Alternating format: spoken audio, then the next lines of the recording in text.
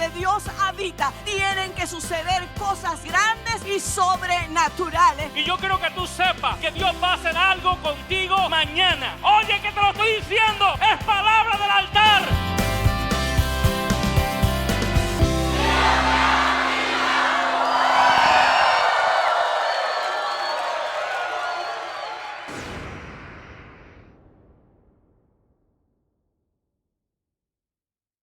Quiero orar para continuar con la línea que hemos trazado desde la primera reunión. Padre, te damos gracias y te pedimos que en el nombre de Jesús bendigas nuestras vidas y la vida de cada persona que escuchará tu palabra.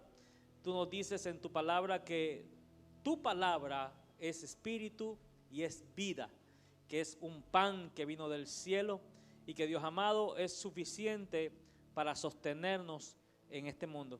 Padre, gracias por ella, en el nombre de Jesús, amén y amén. De este modo saludamos a toda la gente que está viendo esta transmisión. Usted está en Ministerio Ríos de Agua Viva, denle fuerte el aplauso a la gente que sintoniza.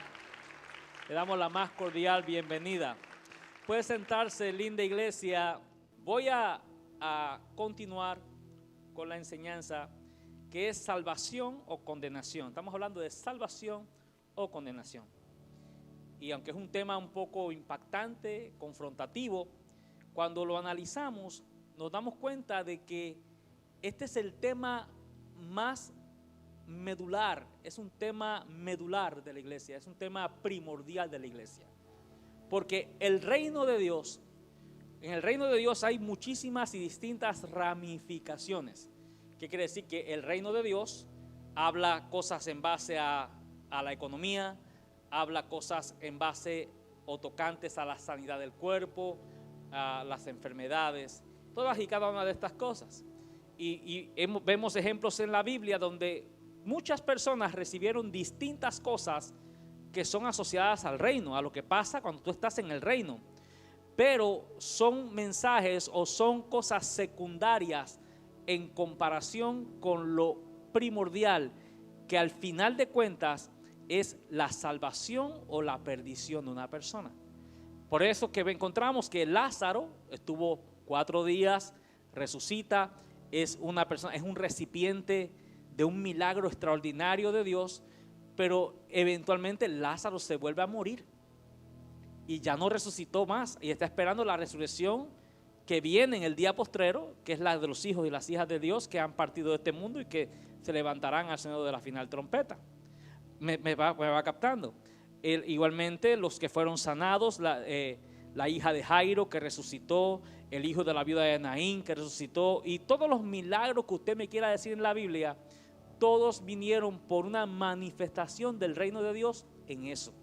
Pero notamos que toda esa gente que recibió eso eventualmente murió posteriormente y ya murieron y ya no recibieron otro milagro de resurrección. Pero entonces lo que quiero yo enfatizar con esto es que el mensaje del reino tiene distintas ramificaciones y aborda distintas necesidades del ser humano. Pero hay un mensaje que es el mensaje fundamental del reino de Dios, y es el mensaje de que para lo que Cristo definitivamente vino a este mundo fue a buscar y a salvar lo que se había perdido. Jesucristo vino a buscar y a salvar lo que se había perdido. Y en esa lista de gente perdida estábamos nosotros. Él vino a buscarnos, no lea esto como vino a buscar una gente de por allá, no, vino a buscarte a ti. Tú eres el que estaba perdido y el Señor vino a buscarte y a salvarte. No pienses en tu vecino, diga a mí. El Señor vino a buscarte y a salvarte a ti. Entonces es muy importante, voy a ir haciendo un breve resumen de las 2 reuniones para entrar a lo medular de esta enseñanza. Porque lo más importante de una iglesia no es necesariamente cómo se siente la gente, sino el mensaje que se predica. Cuando es la comodidad de la gente la que toma el primer lugar en la iglesia y no el mensaje que se predica, comenzaremos a diluir los principios del reino de Dios con tal de no perturbar ni perder a la gente. La gente es muy importante en la iglesia, pero al final de cuentas la gente es una consecuencia del mensaje. Si descuidamos el mensaje y la gente toma el primer lugar, vamos a estar viendo cómo no perturbamos a la gente, cómo no ofendemos a la gente y cómo procurar que las personas se sientan cada vez más y más confortables en la iglesia, y eso nos corremos el riesgo de que el mensaje se diluya, de que los principios fundamentales de la vida espiritual comiencen a ser menoscabados y ya no tengan la misma importancia en la vida de la gente. Y la gente comenzará a despreciar y a menospreciar principios que son elementales para una vida cristiana saludable. Se comenzará a menospreciar la oración, se comenzará a menospreciar una adoración ferviente y se comenzará a menospreciar o a no estimar un cambio en la conducta de los seres humanos. ¿Por qué? Porque lo importante es la gente. Y entonces quiere decir que si la gente, como lo importante es la gente, tener gente, pues si cambian o no cambian y si el mensaje los va a ofender, mejor no predicarles el mensaje porque se va la gente. Entonces a esto es que queremos llegar. La reacción de la gente nunca puede ser lo que determina si el mensaje que predicamos es auténtico o no lo es. O sea, yo no juzgo cuán bueno o cuán malo fue un mensaje en base a la reacción del pueblo. Los que hacen eso siempre han tenido problemas. En una ocasión Moisés dio una palabra y dice que toda la nación quiso apedrearlo, y si no se mete Dios en el medio lo apedreaban. Solamente Josué y Caleb y Moisés se mantuvieron a su lado, y toda una nación, más de 1 millón de gentes, querían apedrearlo. Dios lo tuvo que defender. ¿Qué quiere decir? Que la aprobación o la desaprobación de la gente no es la que dice si el mensaje está bien o el mensaje está mal.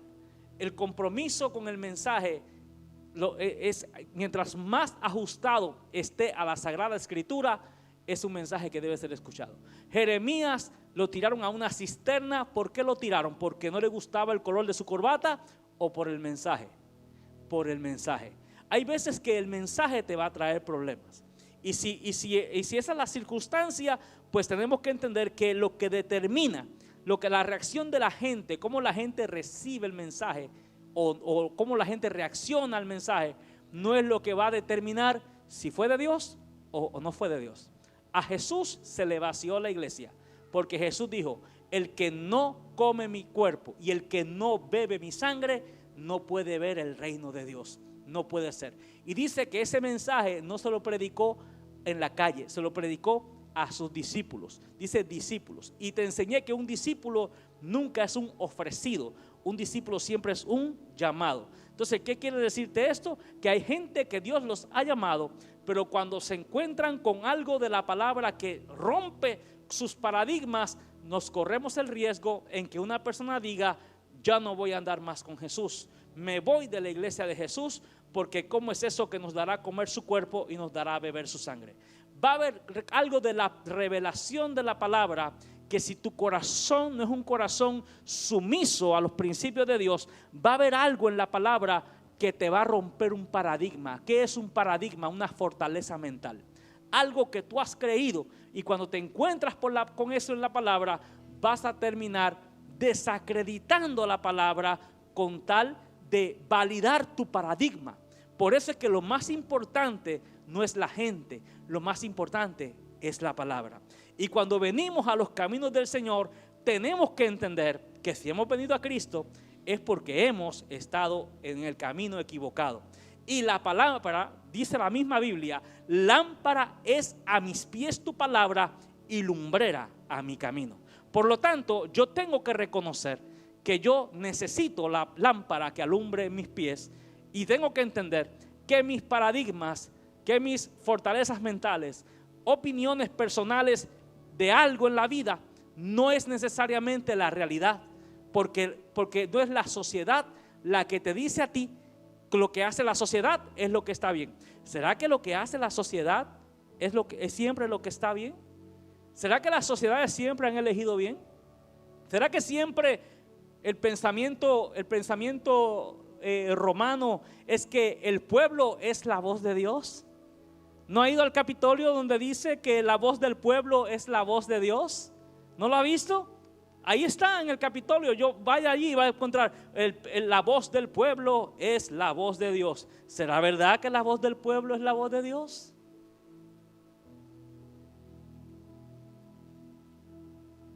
El pueblo no es el que va a determinar cómo va a vivir. Porque el pueblo quiso carne. ¿Se recuerda que el pueblo quiso carne en el desierto? Y Dios les dio carne. Pero Dios le dio carne. Hay cosas que vienen como causa de una bendición.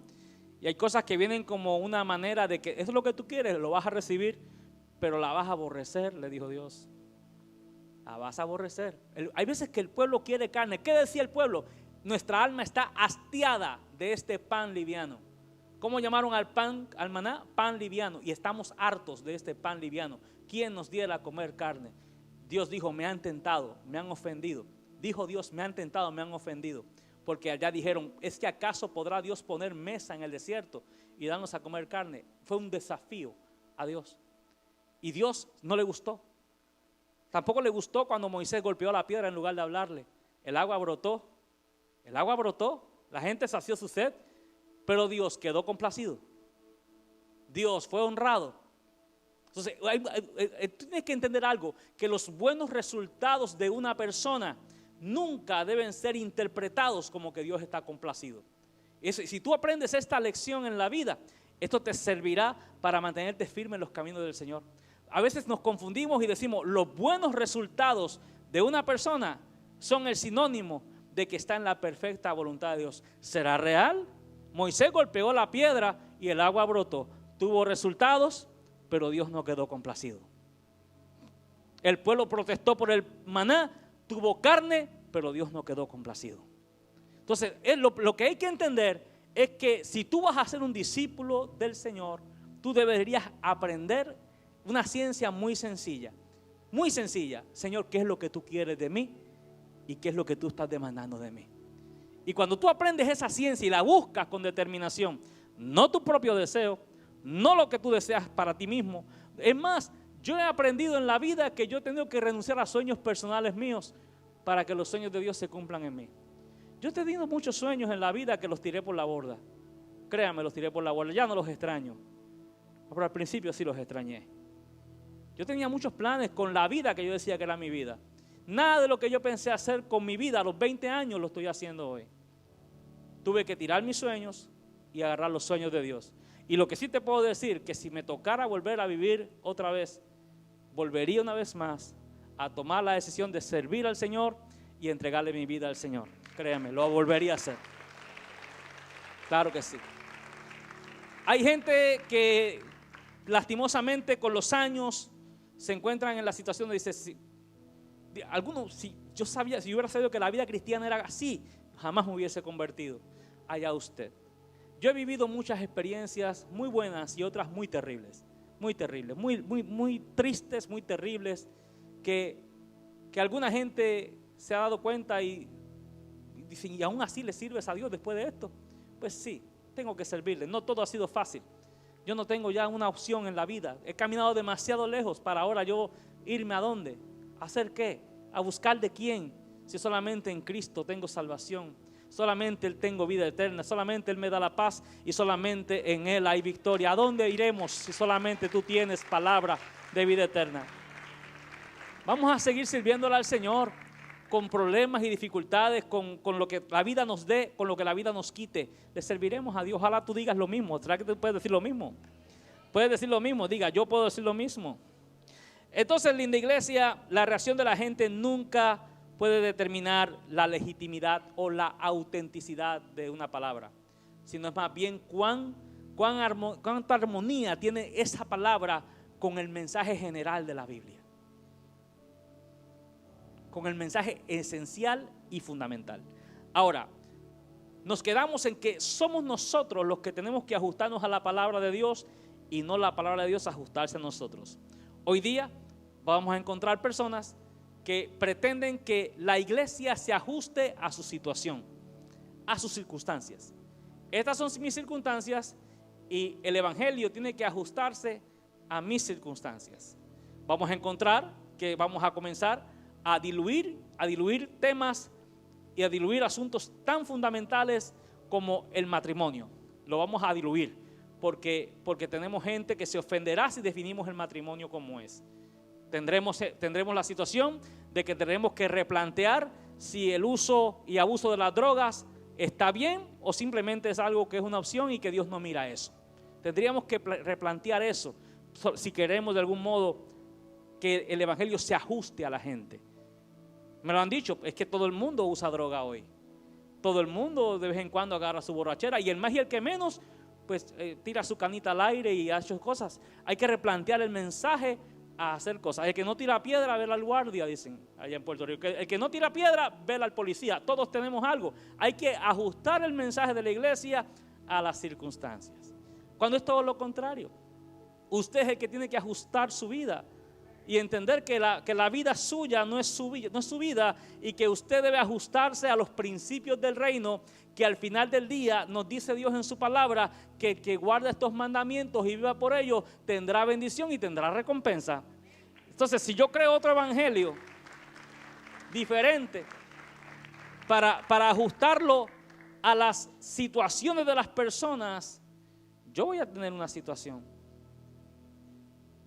Por ejemplo, temas como el suicidio. Es un tema ¿cómo podemos nosotros desmenuzar el suicidio? La Biblia es muy enfática, dice, el que destruya este templo, Dios lo destruirá a él. ¿No dice así la Biblia? Pero hemos encontrado ahora una nueva tendencia, donde ha habido muchos ministros que se han suicidado. Muchos ministros, pastores se suicidan. Precisamente en Brasil donde más se suicidan. Entonces ahora ha habido un replanteamiento del suicidio y hay un pastor aquí muy famoso en Estados Unidos que tuvo un familiar muy cercano a él que se suicidó.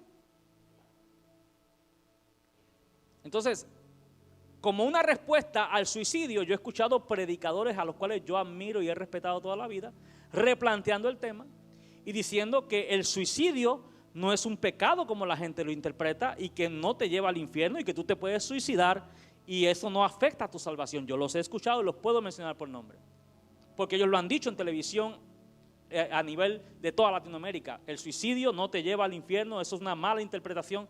Señores, entonces ¿por qué Pablo no se suicida en sus pruebas? ¿Por qué entonces Jesús no sabía? ¿Por qué el diablo llevó a Jesús a aventarse, que se tirara de arriba del templo y se lanzara? ¿Y por qué Jesús no lo hace? Una persona que comete suicidio es porque ha perdido la esperanza y piensa que para él no hay mañana y piensa que su vida no tiene sentido y que ya no hay un propósito y decide él mismo terminar con algo que él no comenzó. La vida la comienza Dios y la termina Dios.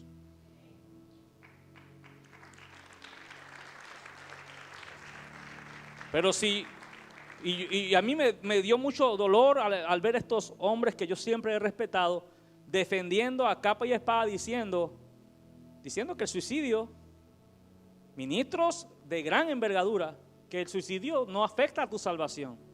Pues entonces si yo digo a ustedes que usted puede suicidarse en medio de una prueba, usted va a querer irse al cielo mañana. Porque alguien le está diciendo que te suicidas y que esa es la manera más fácil de ir al cielo y que Dios no te toma en cuenta esa acción.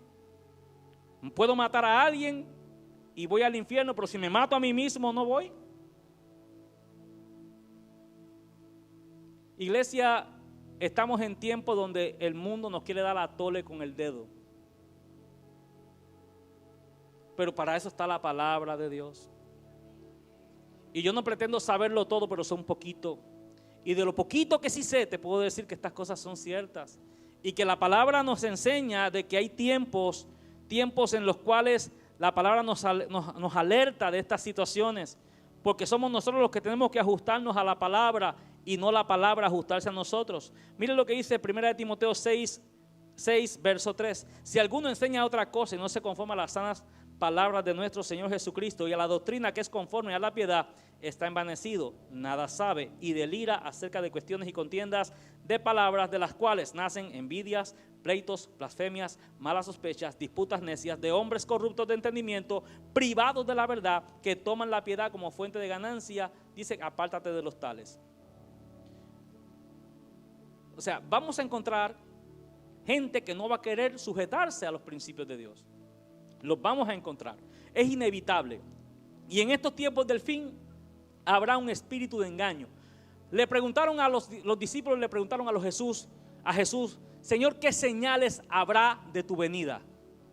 ¿Qué señales habrá de que tu venida se acerca? Jesús lo primero que les dijo es que se cuidaran de un espíritu de engaño que vendría en este tiempo. Dice, mirad que nadie os engañe, porque vendrán muchos en mi nombre. Mirad que nadie os engañe. Quiere decir que un espíritu de engaño siempre ha existido el espíritu de engaño, pero mientras más se acerca a la venida de Cristo, el espíritu de engaño se hace cada vez más intenso. Es un espíritu de engaño. Por eso usted encuentra a cristianos haciendo cosas hoy que 20 años atrás no hacían.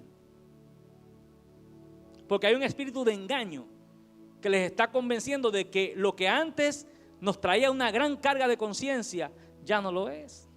Es un espíritu de engaño. Mirad que nadie os engañe, porque vendrán muchos en mi nombre diciendo, yo soy el Cristo, y a muchos se engañarán. Y se levantarán falsos maestros, enseñando todo lo diametralmente opuesto a lo que la palabra ha enseñado toda la vida. Es el mensaje antiguo, el mensaje que nos hace entender lo elemental de la Biblia. Estamos buscando mucha revelación profunda de muchas cosas y lo elemental lo estamos obviando. Estamos como Jesús le dijo a los fariseos, ustedes cuelan el mosquito y pasan el camello. Estamos buscando revelaciones, ultra revelaciones de la palabra, y lo elemental. Sin santidad nadie verá al Señor. Lo elemental, el que quiera venir en pos de mí, dice la palabra, que renuncie al mundo y sus deseos y siga al Señor. Eso es lo elemental del evangelio, eso lo entiende todo el mundo. Pero hoy las mega revelaciones, ¿estamos entendiendo? Y les hice, y voy a enfatizar en esto para tocar los últimos 3 puntos de esta enseñanza. Y lo dije en la pasada reunión, y esto yo no lo digo en un ánimo de mala onda, todo lo contrario. Todos conocen a un famoso predicador que es de los más famosos de toda Latinoamérica, Dante Gebel. ¿Quién no ha escuchado hablar de Dante Gebel? ¿Usted escuchó a Dante Gebel decir lo que dijo, lo que yo voy a decir ahora? Lo puede buscar en YouTube, lo va a encontrar. Yo lo digo porque cito sus palabras, él lo dijo. Y tiene miles y miles de views. Que yo lo diga, uno más no afecta. Él mismo lo dijo. Él dice que Dios lo llevó a una visión. En esa visión estaban en el día del juicio, y en ese lugar él se encontró con gente que él conocía, y había una gran fila de pastores, y él estaba ahí con otros pastores amigos de él y mucha gente que él conocía. Dice él que algo lo sorprendió, porque dice que de repente separaron a unos de los otros, y cuando la gente que quedó a un lado lo miraban con un odio que querían matarlo. Y él decía, pero ¿por qué me miran con ese odio? Gente que él conocía, gente que él los había visto en sus cruzadas. Y dice que comenzó a ver cómo uno a uno los eran echados al lago de fuego, uno a uno echados al lago de fuego. Él decía, y mientras los echaban, ellos lo miraban con odio, esperando cada uno su turno, y le decían, ¿por qué nos escondiste la verdad? Dante Gebel le pidió perdón a toda Latinoamérica. Él puede buscarlo al salir del servicio. No lo estoy hablando por hablar. Él dice, diluí el mensaje. La popularidad, la fama, las cosas que la gente nos lleva, mientras más gente queremos tener, nos lleva a diluir el mensaje. Cada vez somos más light, cada vez somos más irrelevantes, cada vez somos menos confrontativos con tal de tener los likes. Y él pedía perdón, él pidió perdón públicamente. Y si lo mira ahora, sus predicaciones son muy distintas. Llama al arrepentimiento, llama a la santidad. Sin santidad nadie verá al Señor. Predica arrebatamiento, predica que Cristo viene. Predica, volvió otra vez. ¿Usted me está entendiendo, amada iglesia? Yo no estoy hablando de él porque quiero hablar de él por hablar de él. Él lo dijo, está ahí. Yo me estoy suscribiendo a sus palabras. O sea, él mismo reconoce que había diluido el mensaje por por la razón que sea, estamos expuestos a esto. El crecimiento que Dios nos va a dar nos puede llevar a un punto donde lo más importante sea la gente y no sea el mensaje ni el reino. Y aquí lo grande no es la gente, lo grande no es que si aquella persona quiere estar ahí sentado o no le va a gustar y se va a levantar. Eso no es lo grande. Lo grande de este evangelio es que se mantenga la palabra y la enseñanza como Cristo la enseñó. Y si tú entras por esta puerta y entras por este camino, recibirás bendición y vida eterna. Alabado sea la gloria. Alguien puede darle gloria a Dios conmigo. Aleluya. Esto de lo menos que importa de este camino es nuestra comodidad. Mira, Dios lo ha demostrado. Dijo, angosta es la puerta, estrecho el camino. Jesucristo dice que el arca tenía una sola puerta, el arca de Noé, una sola puerta. Y dice que Noé predicó el mensaje, por 120 años predicó, porque se vivía mucho para aquellas épocas. Nadie le creyó a Noé. Quiere decir que Noé no era tan buen predicador, porque no se ganó a nadie. ¿A cuánto se ganó Noé? A nadie. Pero cuando se cerró la puerta, todos querían entrar en el arca. Ahora le pregunto, el arca no es como la venden en las películas, que parece un crucero. Noé bien contento con su camita, un crucero ahí, y pasándola rico y sabroso. En el mar la vida es más sabrosa, como la canción. No, amada iglesia, el arca, analice el arca. Y el arca, y busque cómo fue construida. Y usted se va a dar cuenta que el arca, lo menos que era un lugar cómodo, ni que con ganas de, que provocara ganas de estar ahí. El arca era un lugar cerrado, totalmente cerrado, con una única puerta y una ventana, que por ahí salió la paloma. Entonces, dice la palabra que en el primer piso habían ciertos animales. En el segundo piso del arca había otra clase de animales. Y en el tercer piso estaba Noé y toda su familia. Solamente, para que tenga una idea, váyase a cualquier matanza de estas, a cualquier granja que crían animales. Ahí usted va a encontrar y va a saber que en el arca no era un lugar cómodo. Hay animales que son animales nocturnos y de noche hacen ruido, y otros de día hacen ruido. Allá la vaca bramaba, la chiva por allá, el chimpancé por acá, el elefante haciendo sus gritos, el león haciendo su escándalo, la peste a pupú, la peste a orina, y Noé y su familia rebotando en el arca. ¿Tú crees que el arca era un lugar confortable, como que le daban a uno ganas de estar? Pero era el lugar, era la puerta, era el único medio de salvación. Y la gente está confundiendo la iglesia, y la iglesia tú no debes interpretarla como un lugar donde vengo yo a sentirme bien y a pasarla bien. La iglesia es un lugar donde vienes a salvarte, y a veces es un lugar incómodo que no te genera a veces ganas de estar. Las ganas que te dan son de irte. Claro que sí. ¿No le ha dado usted ganas de irse de la iglesia? Por lo menos ahora sí le están dando ganas con esta palabra que le estoy dando yo. Mínimo. Pero a más de a uno que otro le han dado ganas de dejar la iglesia e irse al mundo. Pues claro, porque el mundo ala. Oiga lo que le voy a decir. Si un discípulo no renuncia voluntariamente a los placeres ilícitos de este mundo, tarde o temprano renunciará a su fe y regresará al mundo. Si un discípulo no renuncia voluntariamente, ¿cuántos aquí hicieron profesión de fe un día? Dijo, yo acepto a Cristo un día. Todos los demás están apartados y descarriados, nunca han conocido. ¿Cuántos un día de los que están aquí recibieron a Cristo un día? Dijeron, yo acepté a Cristo un día. Muy bien, todo el mundo levanta su mano. Y cuando usted aceptó a Cristo, usted sabe, si de verdad lo hizo de corazón, usted sabe que usted inmediatamente tuvo que renunciar a cosas. Otras se fue dando la renuncia paulatinamente. O sea, algunos se convirtieron y tenían 3 mujeres, dejaron a una, se quedaron con 2. Después dejó a la otra y se quedó con la que era. O sea, poco a poco se fue dando. Unos les costó un poco dejar ciertos vicios, pero los fueron dejando. Otros se tardaron un poco en dejar su vocabulario, lo fueron modificando. ¿Sí o no? Hay renuncias que se van dando en el camino. Unas que son inmediatas, otras que se van dando. Es parte de la regeneración de una persona.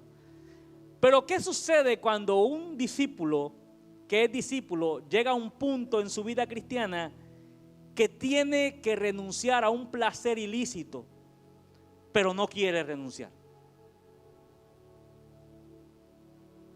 Si yo le pongo a usted la mano en una estufa caliente, seguro que la remueve inmediatamente porque produce dolor y lastima su carne. Eso no cuesta, sacar la mano inmediatamente, instintivamente lo hacemos. Pero ¿qué con aquellas cosas que son igualmente destructivas, pero que nos producen un placer ilícito? Ahí es cuando el discípulo voluntariamente tiene que entregar ciertas áreas de su vida. Algunos quieren responsabilizar a Dios de eso.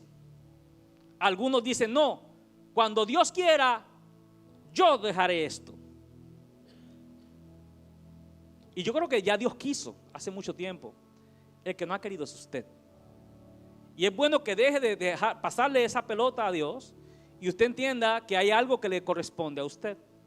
Y es una actitud de renuncia. Pero es que no tengo fuerza, pero por lo menos renuncia. Por lo menos diga, aunque no tenga fuerza, es como el que va a dejar la novia que adora y la ama con pasión, pero está tan bravo con ella y dice, no te quiero más. Por dentro se está muriendo, pero ya por lo menos dio un paso, ya dejó de llamarla, aunque se está muriendo por ella. Pues mire, haga lo mismo. Usted se da cuenta que esa persona no le conviene, usted la deja aunque se esté muriendo por ella, a menos que sea masoquista.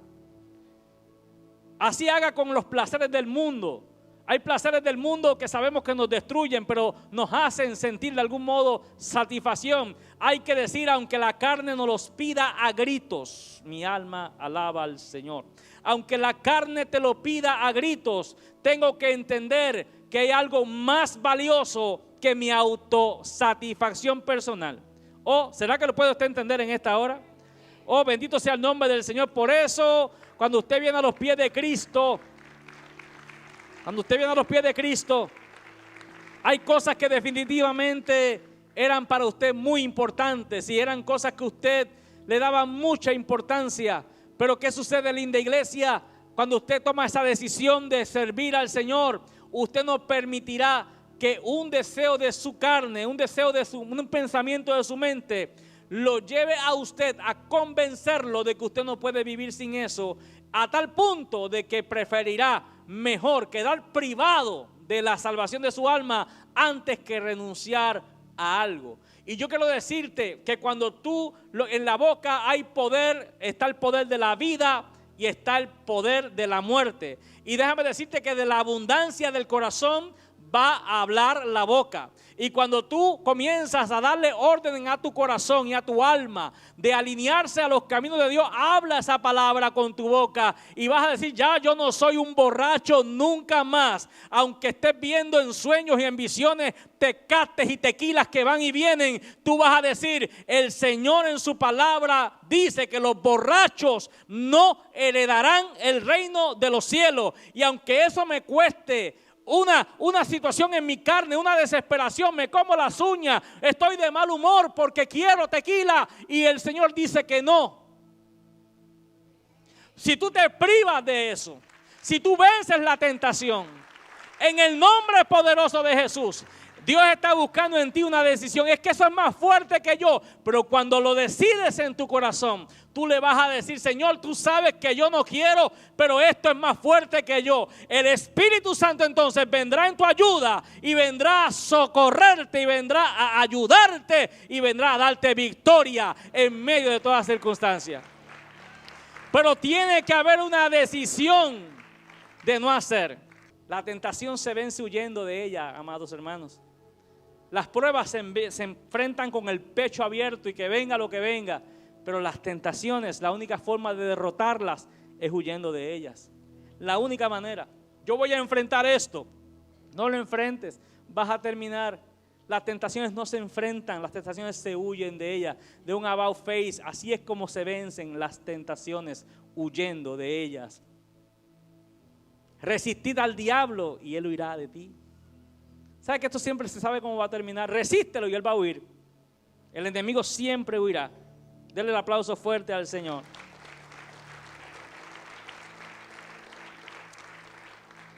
La palabra dice en 2 de Timoteo 4, verso 10, mire lo que dice: porque Demas me ha desamparado amando a este mundo y se ha ido a Tesalónica.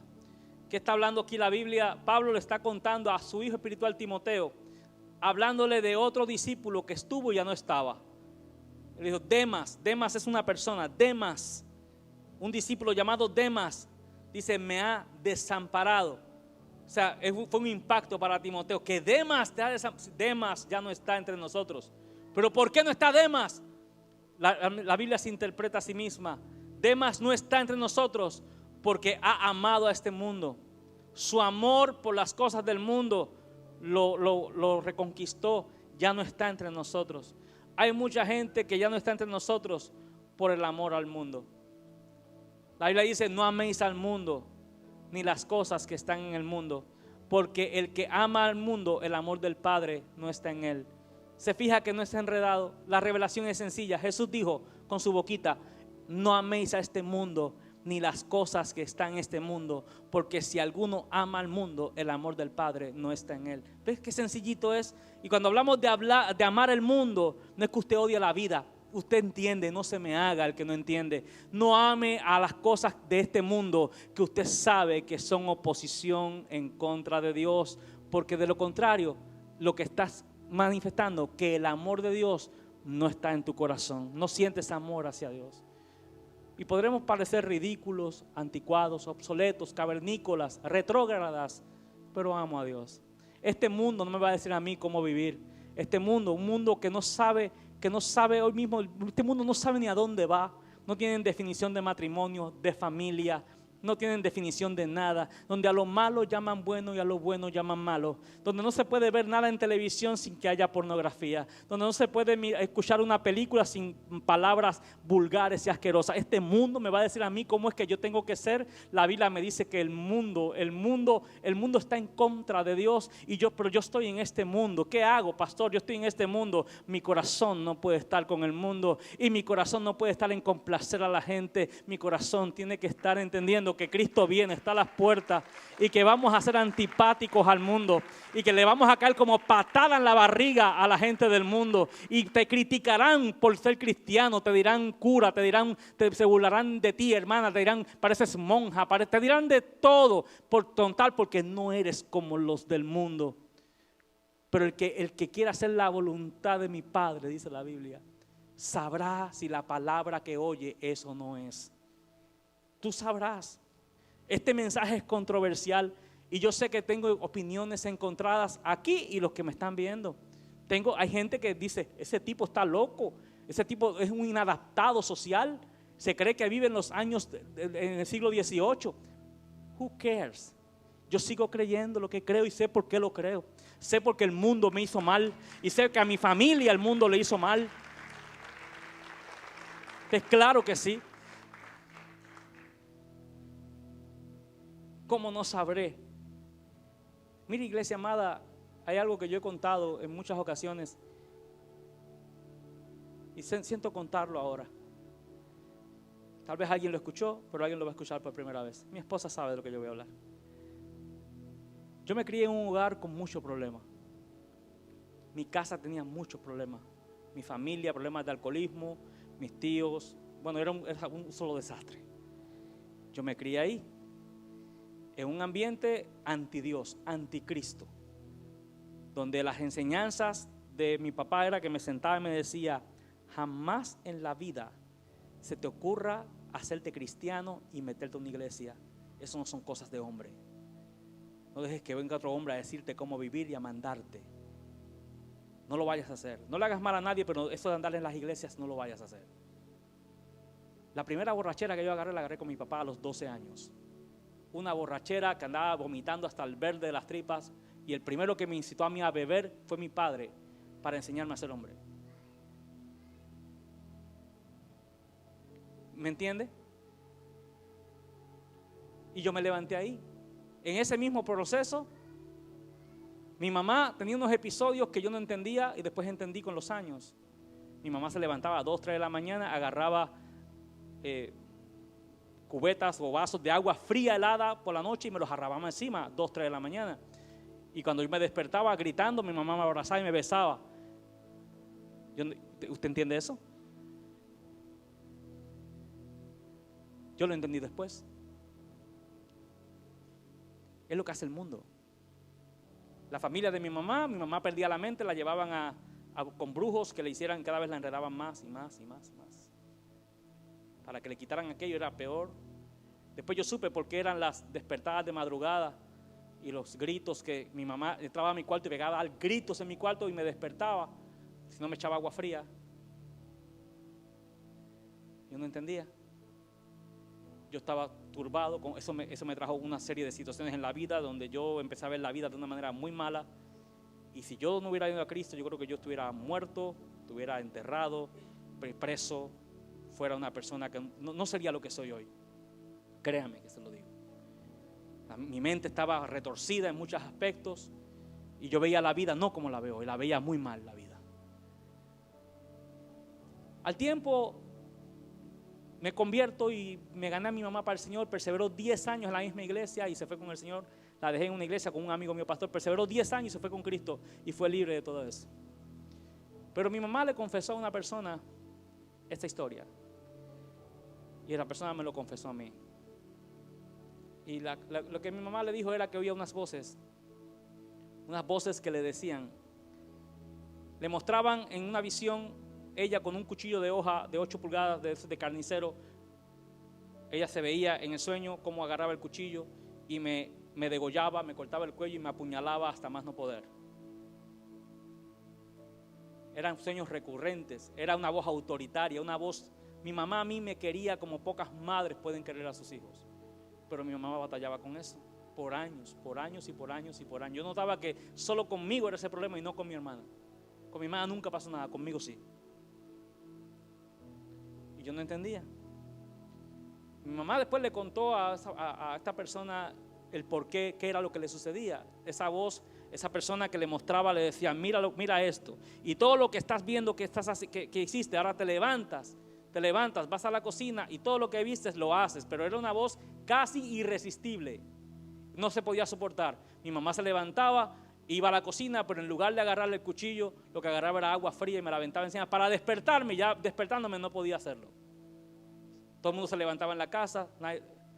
Y eso pasó por muchas ocasiones. ¿Tú me vas a decir a mí que el diablo no existe? ¿Y tú me vas a querer convencer a mí que yo soy un exagerado cuando yo he tenido que pelear con el diablo desde que tengo uso de razón sin conocerlo? Yo sé lo que el diablo hace.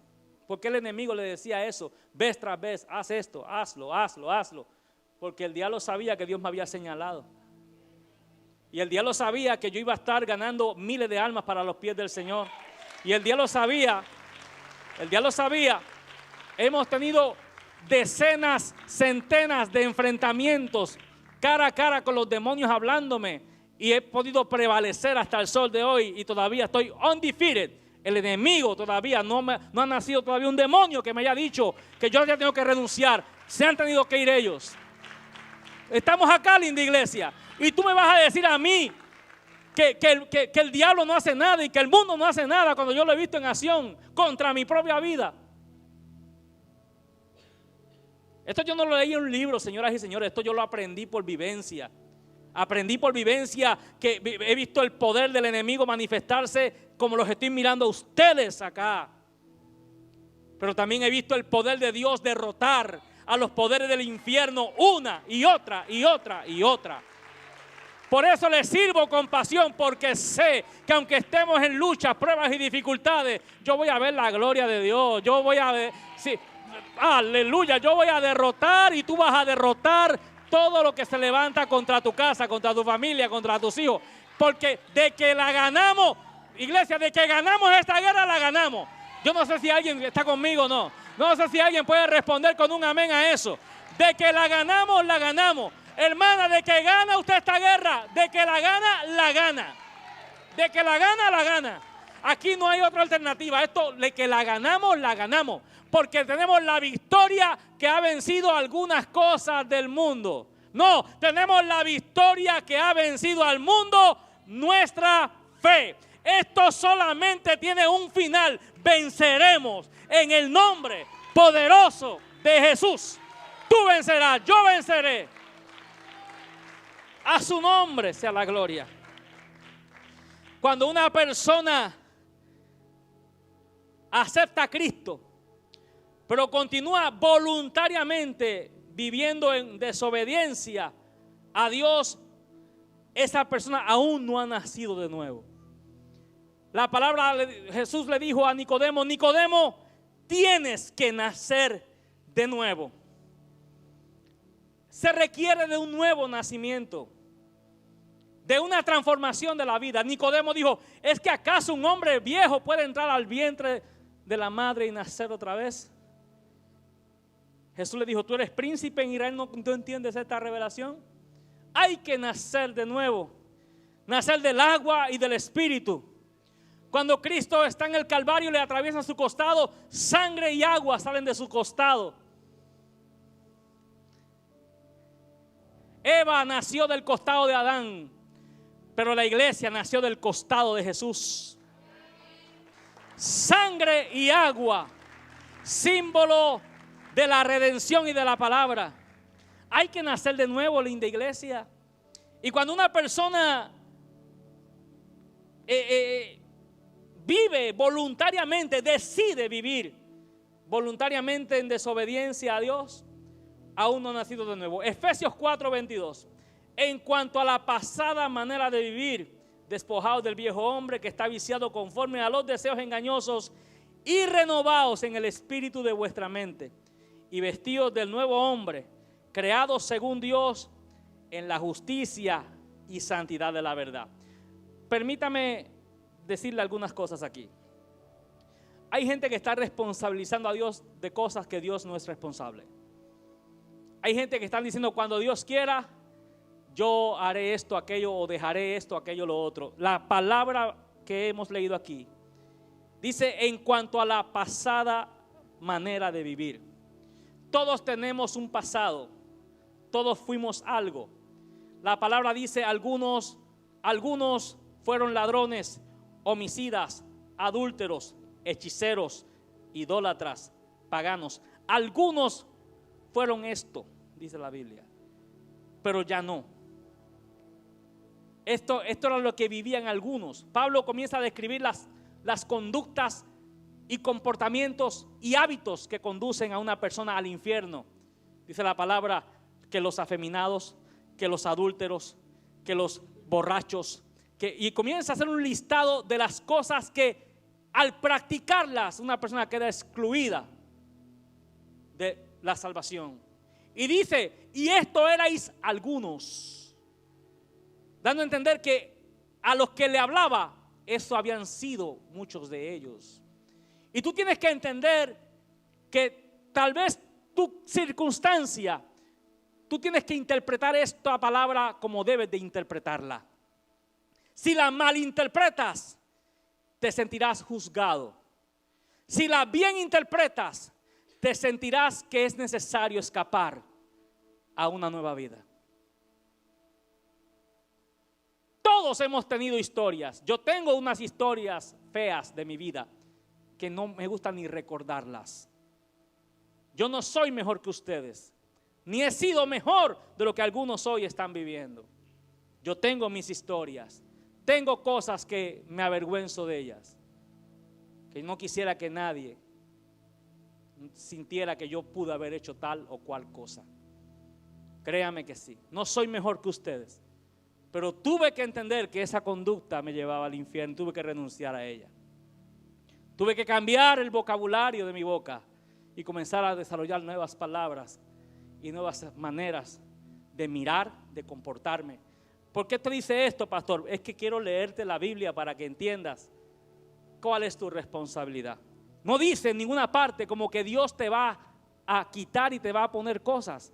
Hay cosas que tú tienes que renunciar voluntariamente a ellas. Eso es algo esencial. El decirte que Dios hará lo que te toca hacer a ti es un engaño. Porque tú vas a decir en aquel día: Dios, tú sabes que yo estaba dispuesto y tú no me cambiaste. Y ese es el engaño. Porque es que te digo que estamos en una época de engaño. Algunos dicen, cuando Dios me cambie, ¿estás haciendo gestiones de cambio? ¿Estás mejorando? Eso es tan absurdo como alguien que dice que quiere perder peso y que cuando Dios quiera entrará al gimnasio y se subirá a una máquina. Es tan absurdo como eso. Los cambios implican decisión e implican una decisión y una voluntad firme. Voy a cambiar, no sé cómo, pero voy a cambiar y voy a sacar cosas de mi vida que sé que me están afectando. Dice que te despojes del viejo hombre, renovados en el espíritu de vuestra mente. La mente hay que renovarla, linda iglesia. ¿Cómo puedes renovar la mente? Mire, yo le voy a hablar a usted, yo sé que le voy a caer mal a 2 que 3, pero como no estoy aquí para caerle bien a usted. ¿Cómo tú renuevas tu mente? Mire, mientras usted siga oyendo los narcocorridos, que te mato, que te exploto, que te caigo con el cuerno de chivo, mientras usted siga en eso, usted no se le van a quitar las ganas de matar al que le debe una. Lo vas a seguir odiando, porque tu mente está siendo alimentada por lo que oyes, por lo que ves.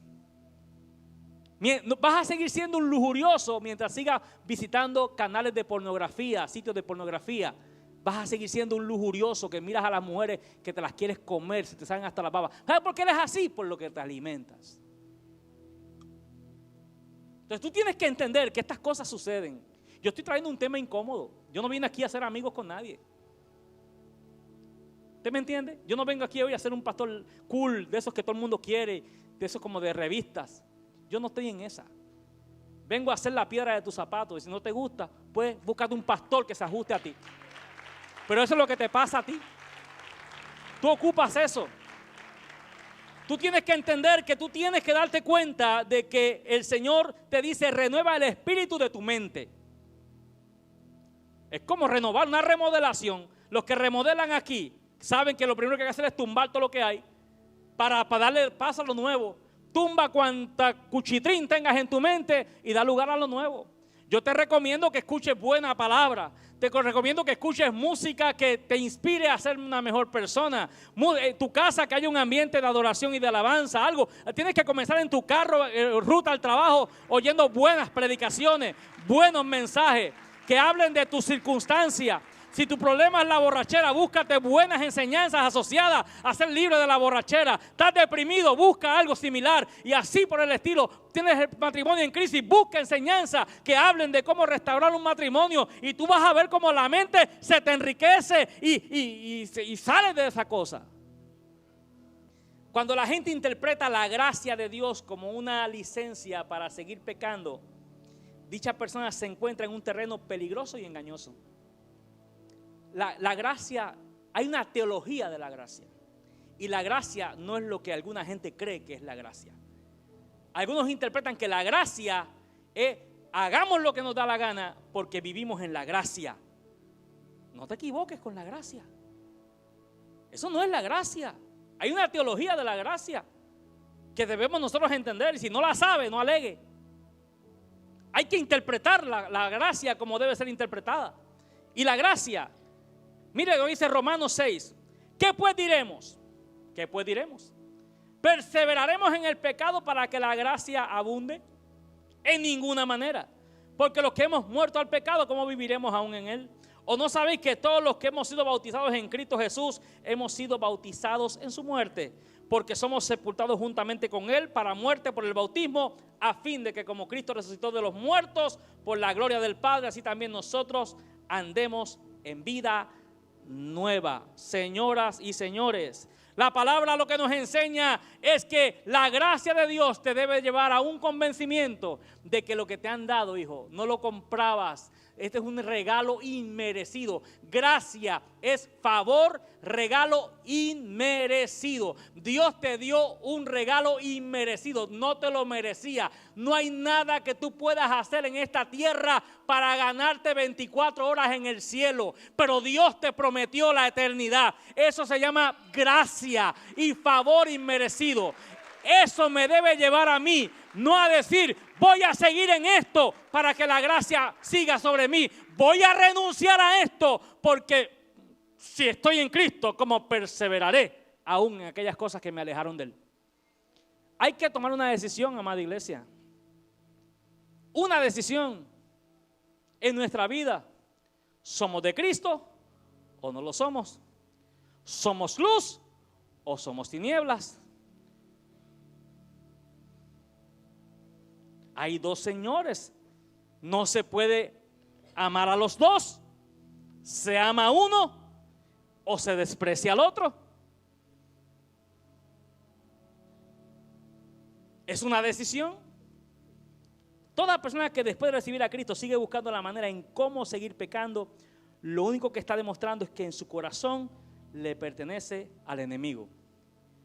Mire, yo no tengo, si yo de verdad me he arrepentido de corazón, yo no tengo que estar buscando los medios para continuar en mi pecado. ¿Me entendió? Yo debería, si de verdad me he arrepentido y de verdad me he dado cuenta que estoy enemistado con Dios por mi vida se opone al deseo, a la voluntad de Dios. Estoy abiertamente en oposición a Dios. Si esa es mi circunstancia, yo tengo que entender que todavía mi corazón no está enteramente dado al Señor y yo debería arrepentirme de eso. En muchos de ustedes y en mi propia persona estamos en un proceso todos de superar cosas en nuestra vida. Todos estamos en ese proceso. Unos más atrasados, otros más adelantados. Todos estamos en un proceso de superación. ¿Cuál es tu actitud ante esas actitudes que tú sabes que no son de Dios? ¿Cuál es tu actitud? ¿Seguirlas manifestando o buscar la manera de cómo ir rompiendo con esas circunstancias de tu vida? Porque la palabra dice que el que busca la manera en cómo después de recibir esta salvación y busca las maneras en cómo seguir pecando, su corazón no le pertenece realmente a Dios. Está buscando los medios para seguir en esta vida de pecado y de enemistad en contra de Dios. Busca las maneras de salir y no de seguir enredado. Jesucristo dijo, yo soy la puerta de las ovejas. El que por mí entrare será salvo. Puedes venir a Cristo los que están trabajados, cargados y cansados. El Señor te va a hacer descansar. Quiero ir concluyendo con esto. Tengo muchas cosas que decir, pero ya voy a terminar. Ya se acabó. Jesús le hizo una parábola, la cual la conocemos como la parábola de los labradores malos, los malvados, que son aquellos labradores que el Señor, el padre de familia, crea una viña, le pone vallado, una cerca, le crea una torre, un lagar y se la arrenda a unos labradores. La Biblia dice que esos labradores después, cuando se vieron allí, no querían pagar lo que les tocaba corresponder y mataron a los siervos y posteriormente mataron al hijo del dueño para quedarse con la propiedad. La Biblia, Jesús es el que está enseñando esto. Jesús les dice a sus oyentes y dice que la piedra, hablando de la piedra, dice, y la piedra que desecharon los edificadores ha venido a ser la cabeza del ángulo. Jesús está hablando de su propia persona. A Jesús lo habían desechado los que supuestamente sabían mucho de su tiempo, pero el Padre lo escogió a él como la piedra del ángulo. ¿Qué es la piedra del ángulo? La piedra, no tengo todo el tiempo, pero es la piedra en el fundamento. Era como una especie de puzzle, rompecabezas. Ponían una piedra encajada con otra, y la piedra del ángulo era la piedra que hacía un lock a toda y cerraba la estructura. De ese modo no se caía. Si la piedra del ángulo no era una piedra adecuada, todo el edificio colapsaba y se caía. La piedra del ángulo era lo más importante en una construcción. Jesús dijo, yo soy la piedra del ángulo. Ahora, y después dice, y el que cayere sobre esta piedra será quebrantado. Y el que sobre quien cayere esta piedra será desmenuzado. Ojo, aquí hay sabiduría. El que cayere encima de esta piedra será quebrantado. y al que la piedra le cayera encima será desmenuzado como la birria. ¿Sí me entendió? Diga la revelación ahora. Ahí les va. Cuando tú caes sobre la piedra, es el que cae en Cristo. Y el que cae en Cristo será quebrantado. ¿Me estás oyendo? Pastor, ¿cómo va a ser? Sí, le digo. ¿Qué será quebrantado? Se quebrantará tu orgullo. Se te quebrantará tus paradigmas. Se te quebrantarán tus ideas. Se te quebrantarán todo lo que has pensado que es de una forma. Cuando caes en la piedra, te quebrantas. Como Pablo se quebrantó. Pablo andaba, Saulo, persiguiendo cristianos. Se encuentra con Cristo y fue quebrantado. Quedó ciego y quedó vulnerable. Y eso lo sanó. Se corrigió el hombre de sus ideas. ¿Sí me entendió? Cayó sobre la piedra. Pero si la piedra cae sobre ti, ¿sobre quién caerá la piedra? Pregúnteme sobre quién. La piedra caerá sobre aquellos que desprecian una salvación tan grande. La experiencia con la piedra es doble. Para unos caerán sobre de ella, sentirán que se rompen, pero no se romperán, permanecerán y Dios les dará bendición. Pero el que rechaza la piedra, que es Cristo Jesús, la piedra caerá sobre de ti. Pastor, no juzgue, no condene. Palabras textuales de Jesús. Palabras textuales de Jesús. Hay dos caminos para usted, dos posiciones frente a la piedra: caer bajo ella o caer sobre de ella. Jesucristo dice: yo puse tu pie sobre peña y enderecé tus pasos. Él quiere que tu experiencia en esta tarde sea de enderezar tus pasos. ¿Cuántos quieren que el Señor enderece sus pasos? Ponte de pie en esta tarde. Dígale: Señor, endereza mis pasos. Endereza mis pasos.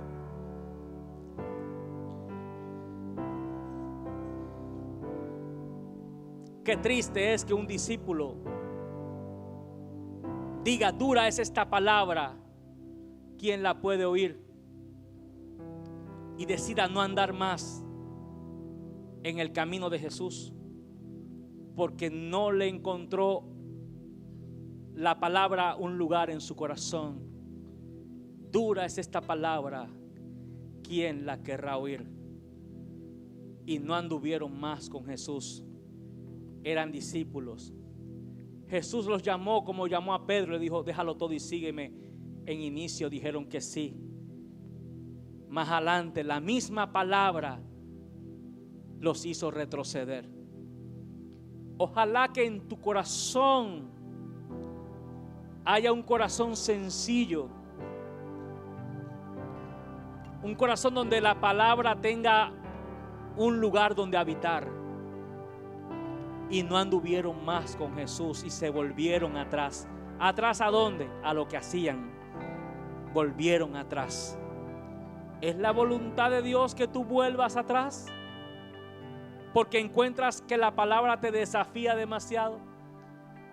El que no come mi carne y el que no bebe mi sangre no puede ver, no puede entrar en el reino de Dios. Dura es la palabra. Levanta tus manos al cielo y pídele a Dios que te ayude. Yo le pido a Dios que me ayude. El mismo apóstol Pablo dijo: no habiendo yo sido heraldo para muchos, yo venga a terminar siendo reprobado de esta carrera. Muchos que hemos empezado, necesariamente no todos terminaremos. El apóstol Pablo le dijo a los discípulos: porque se levantarán, vendrán lobos rapaces que no perdonarán el rebaño, y aún entre vosotros, entre ustedes mismos, se levantarán lobos.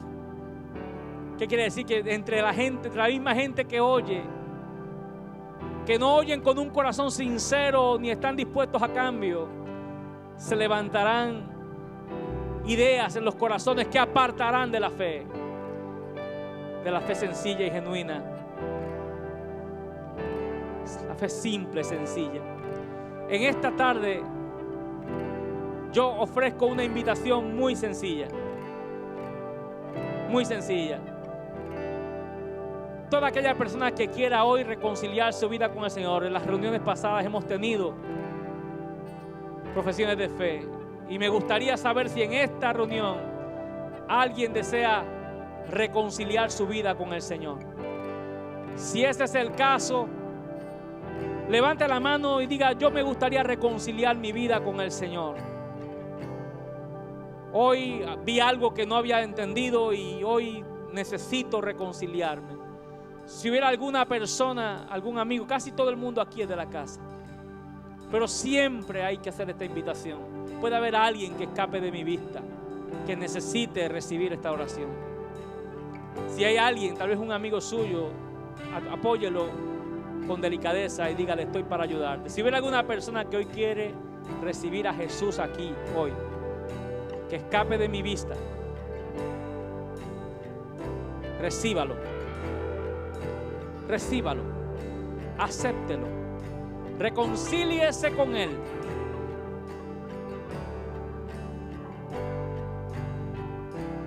Este evangelio es lindo, es maravilloso. Una palabra buena.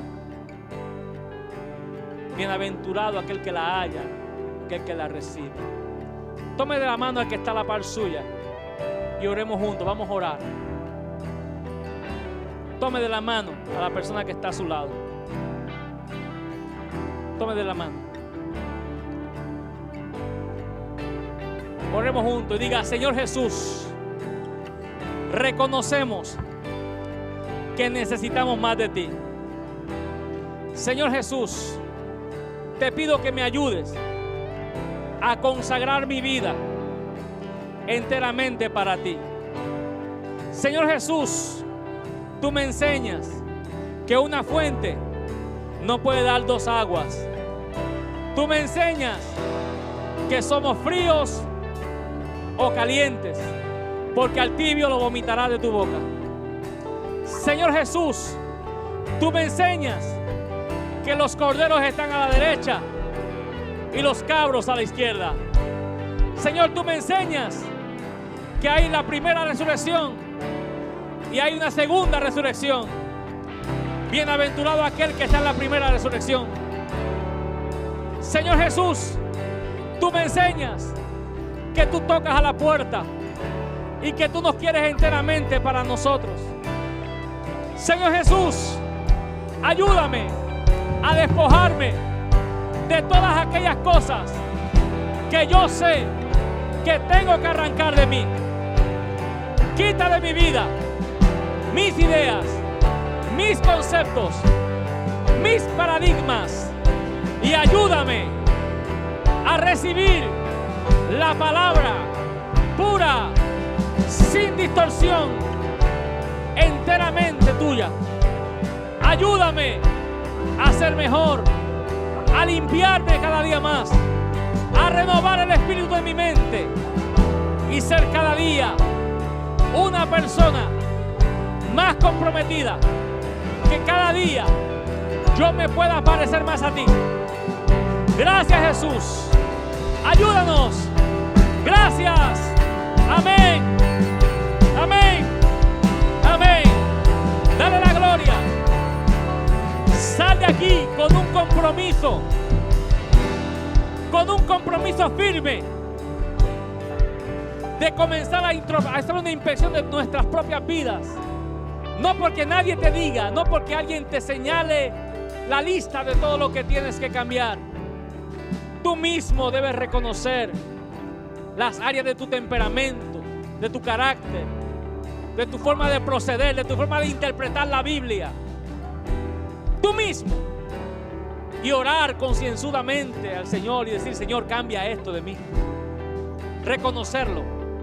Yo tuve que reconocer que mi papá estaba equivocado y lo quiero muchísimo, pero mi papá estaba equivocado y sigue equivocado toda la vida. Lo quiero, pero está equivocado.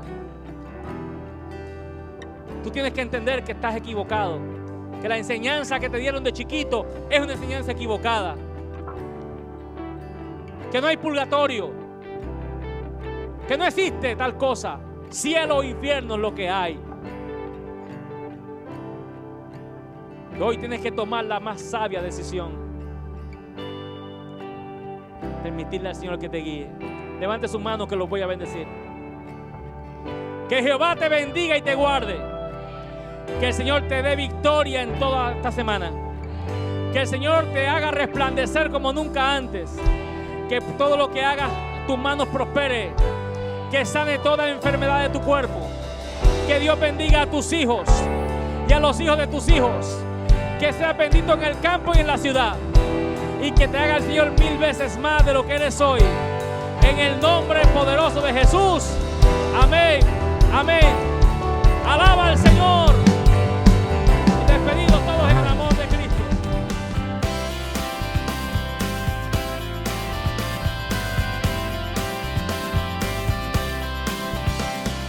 Porque donde la presencia de Dios habita, tienen que suceder cosas grandes y sobrenaturales. Y yo quiero que tú sepas que Dios va a hacer algo contigo mañana. Oye, que te lo estoy diciendo, es palabra del altar.